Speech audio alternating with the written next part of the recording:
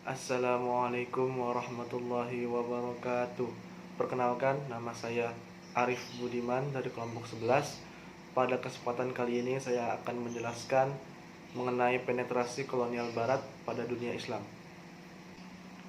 Penetrasi kolonial barat. Dunia Islam pada abad ke-19 dihadapkan dengan tantangan berat dengan bercokolnya dominasi Eropa baik dalam hal ekonomi maupun politik. Yang demikian ini boleh dikatakan hampir menyeluruh di dunia Islam, walaupun situasinya tidak selalu sama antara satu dengan yang lainnya. Wilayah Anatolia. Turki Utsmani yang superpower itu mulai mengalami kekalahan dalam peperangan dengan Eropa pada abad ke-17, yaitu ketika ekspedisi militernya untuk menguasai Wina dapat dipatahkan. Kekalahan ini mengharuskan kerajaan Utsmani menyerahkan Hongaria kepada Austria, Podolia kepada Polandia, dan Azov kepada Rusia dalam perjanjian Karlowitz. Pada masa-masa selanjutnya, kerajaan ini semakin menyempit daerah kekuasaannya dengan jatuhnya Crimea ke Rusia dan Yunani, setelah adanya tekanan dari aliansi Prancis, Inggris, Rusia dalam perjanjian di Adrianopolis.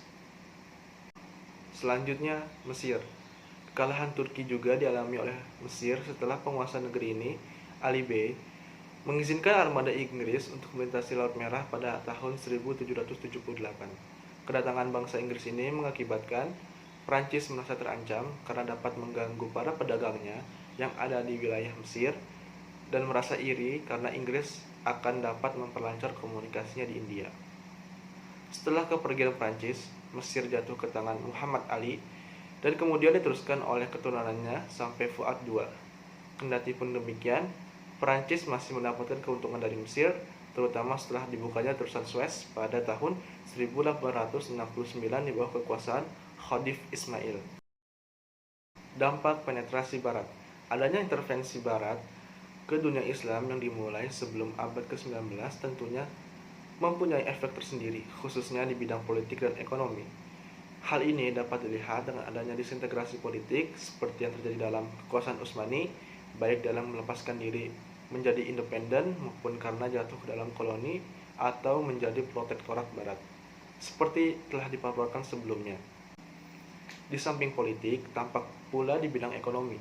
Dalam hal ini, Lapidus menyatakan bahwa penetrasi kapitalis membawa kepada meningkatnya perdagangan eksploratif, mendorong adanya produksi bahan-bahan mentah, dan merosotnya industri lokal. Respon umat Islam. Setelah mengetahui penetrasi Barat di dunia Islam, berikut respon umat Islam. Pertama adalah adaptasi Zionis terhadap Barat. Muhammad Ali di Mesir dan Mahmud II di Kerajaan Utsmani merupakan contoh terbaik dari kalangan ini.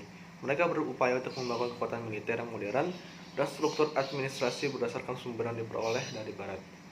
Bentuk kedua, dari respon umat Islam saat itu adalah reaksi militan terhadap ekspansi Barat, walaupun kemudian diadakan orientasi baru. Salah satu contohnya adalah India pada pertengahan abad ke-9 bercorak melawan dan menyerukan jihad seperti yang dilakukan oleh kalangan mujahid.